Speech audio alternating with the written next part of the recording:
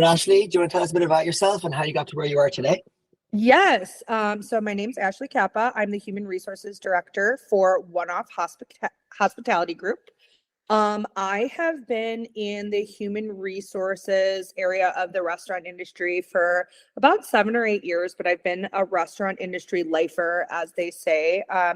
My whole entire professional career has truly been focused around the restaurant industry, and it really started at a base level. I went into entry level positions, dishwashing, cashiering, serving, hosting, and over the years, I worked my way up. As I was doing that, I really started realizing, like, okay, management is really fun, but I started finding areas that I wanted to create structure in these kind of smaller mom and pop restaurants that I had been working for. So little did I know I was entering into the realm of human resources without really knowing that. I was assisting with hiring, but then I was kind of developing hiring practices for the restaurants I worked for. I would develop employee handbooks. I would make just kind of like guidelines and practices and procedures for the places I worked for because I wanted to create structure and just give a better work environment for my team members because I had worked in such poor work environments Yeah, earlier on in my career. So that was really kind of the catalyst of like the momentum that I built for myself. I ultimately went back to school and here I am now. that's amazing. And I love that like you refer to yourself as a lifer, and Yeah. I feel like I've spoken to so many of your peers now, and it's not like somebody kind of blows in and becomes like a HR leader in hospitality from like typically other spaces. Like I don't speak to that many people. Typically it is people like yourself that are like have been through it and get it and see it and want to see it like improve for the better. I'm curious your take and what you saw, like say pre-COVID and post-COVID, in terms of the viewing of talent in hospitality and the managing of people. Like, has there been a sort of shift? Like, what kind of shifts have you seen? Yeah, definitely. I will say that pre and post COVID, I mean, I personally, as an HR professional, but also just as a person who, like I said, is a lifer, I've worked to the floor in restaurants.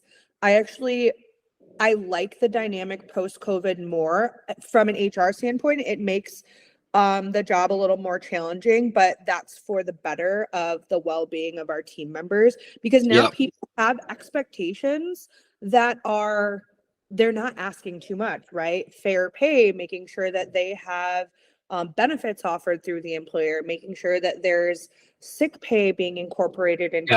into the structure of the company, and we're seeing that come from a government level as well. The city of Chicago just recently passed some legislation, if you will, where now we're going to see adjustments to the requirements of paid sick leave and paid time off going Yeah. into 2024, and we're going to see that at a national level. And like for the better is what Yeah, yeah. absolutely. It's a tough transition from a business standpoint, right? Like that's a cost that businesses now have to be factoring in, but if the business has strong financial acumen, that's a cost that they're going to learn how to fold into their business model, and they should. At the end of the day, if they want people to stay with their company, they have to take care of their people, and that's part of it.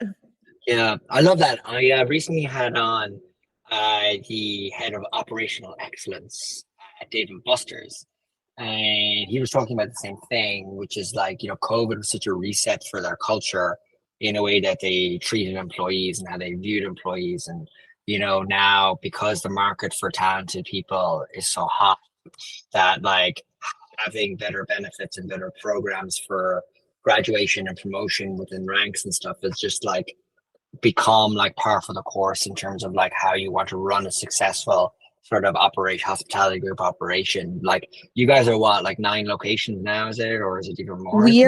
We're actually at 11. We have our 11. 12th location opening next month, which is Can very update that exciting. website. Yes.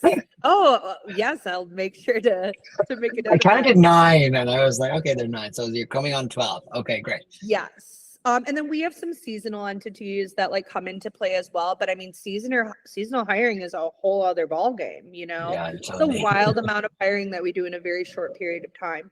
But yes, so we have a new location opening next month, which like this isn't a great time of year when it comes to hiring. Um, I generally find that like in the wintertime, that is like that January, February is such a tough time. Most people are pretty set in what they're doing. They don't want to mix up their routine for a new job opportunity.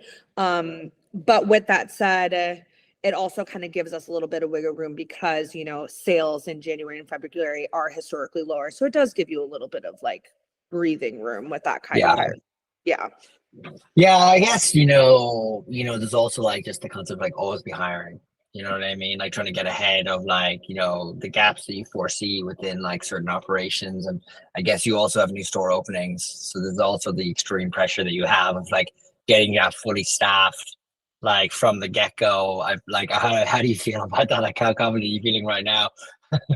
Yeah, like so, and this may not always be the most popular opinion. I am not one to be hiring just for the sake of hiring because I Yeah. really do believe in offering our team members a full slate of hours. At the end of the day, I would love if that person is like living comfortably with one job and one income. I want that to come from our company as opposed to being offered, part-time wages, and then that requires them to have a second, maybe a third job.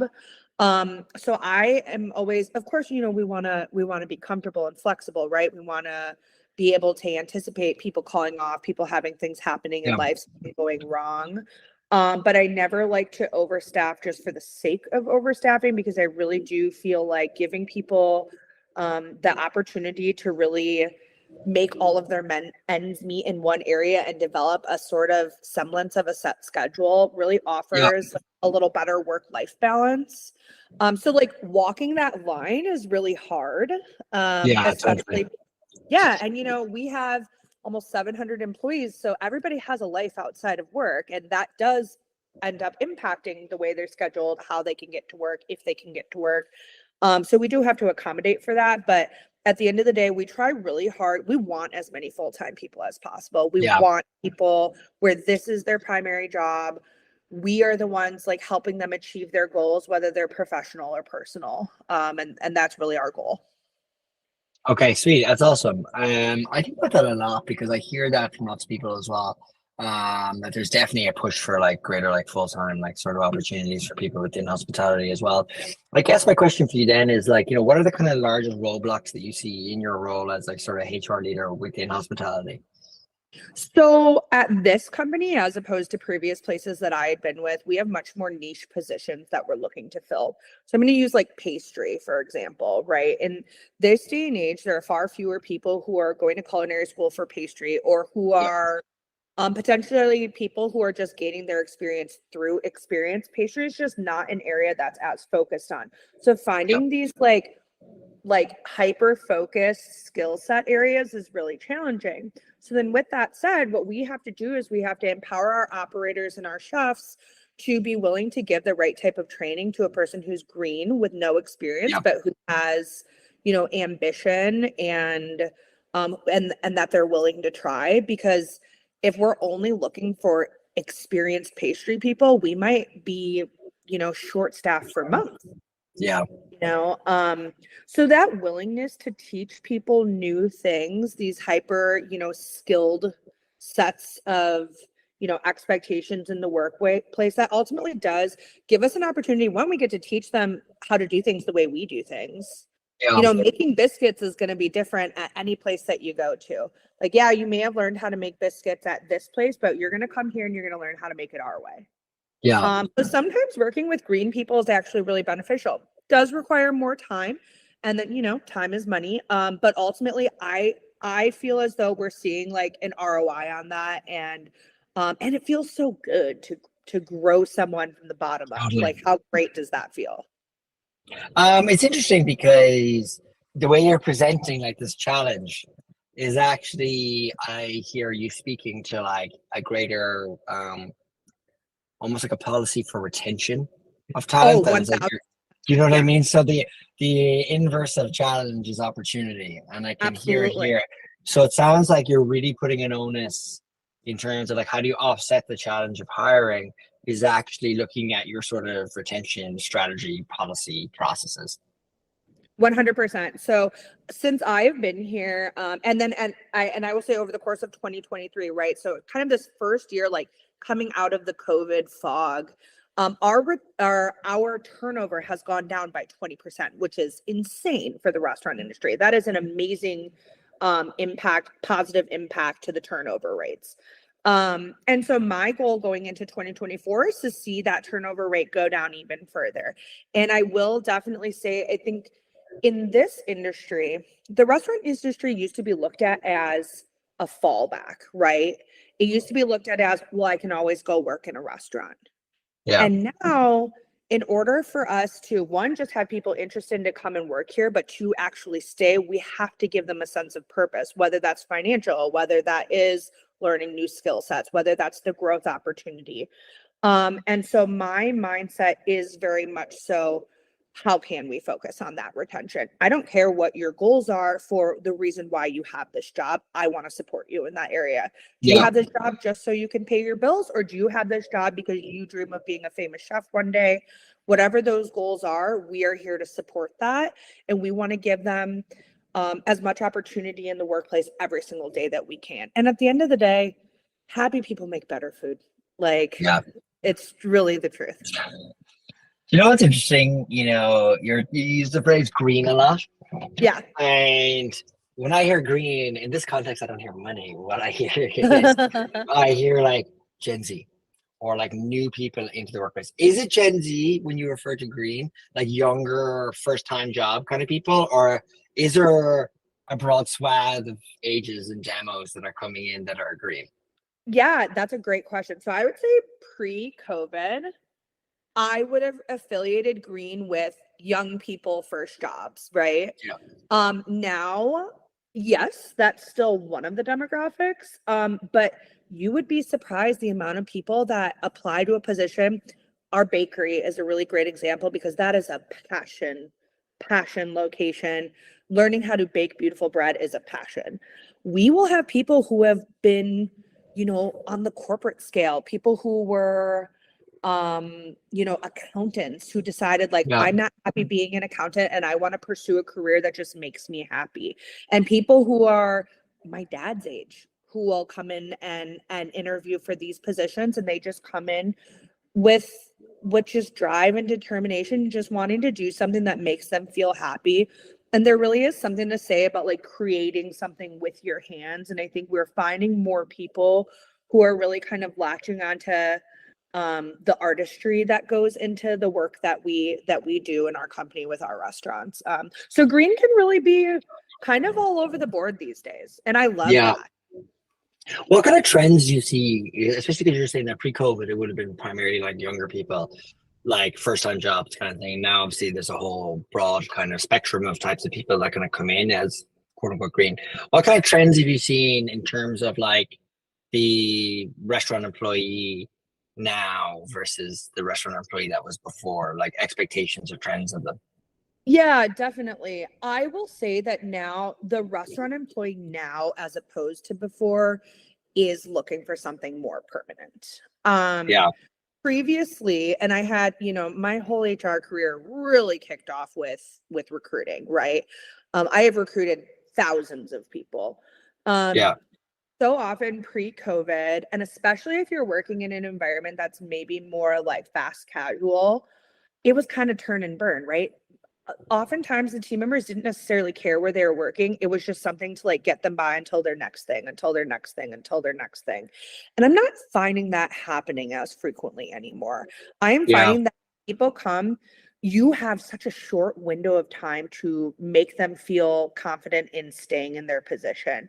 And if you can make it through, we'll call it like a 3-month a 3-month window. If they're sticking with that 3-month window, the likelihood of you retaining them, and our average tenure is about 2.5 years, which that's killer in the restaurant. It's so it's amazing. We have people here who have been with our company for 20 years. It's wild. But I will say post-COVID, if you can retain them in that first 3-month period, you're going to retain them for quite a while. And the only the reasons for leaving are generally maybe a big life event happening or moving on to a step up, right? Because of course we are a mid-sized group. So There's growth opportunities, but sometimes that takes time, because positions don't open up all the time because people do really stay with us for quite a while. But I will say that the average employee these days, they are looking for permanence. They are looking for longevity. Nothing is permanent, right? But they want to get as much time out of their opportunity and squeeze the most out of it that they can. Yeah, no, and it makes sense you say that. I hear that a lot from other operators as well.